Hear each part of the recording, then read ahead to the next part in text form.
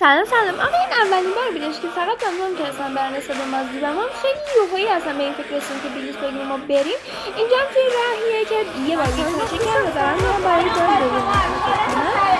و اینجا هم خب یه روز دیگه از کردی تاچه کرد و صدای پسندن رفتن که دنبال بچه های ما اول ویدیو لازم از دوره باشمون تشکر کنم که واقعا بی نظیر بودن.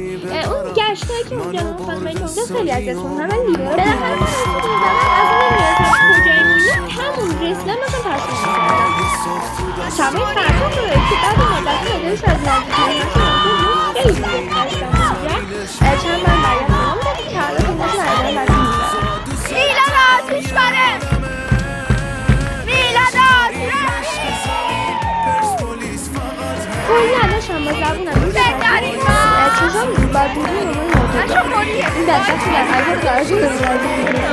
و نگم آقای خدا من نمیشه واقعا بی‌نظیر بودن. اصلا ایدهش سرنه که بودم می‌کنم ایشون من می‌داشتم خیلی بی‌خواهی بودن هر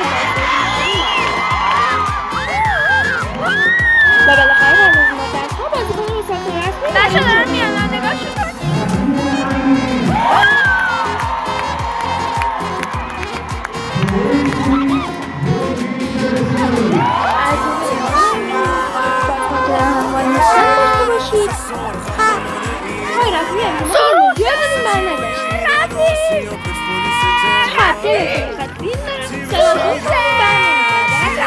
رسیدیم به دارای زخمداری پرسپولیسیا این دارایی که در سال همه داریم اسلام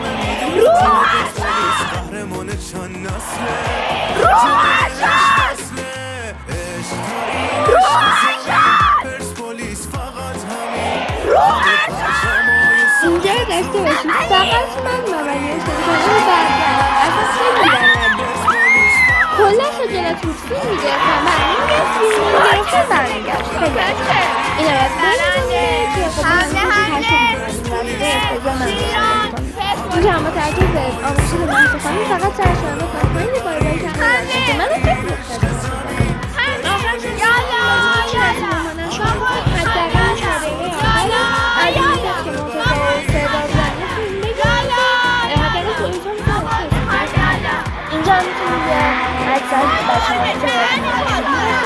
و خب ما دیگه دیدیم که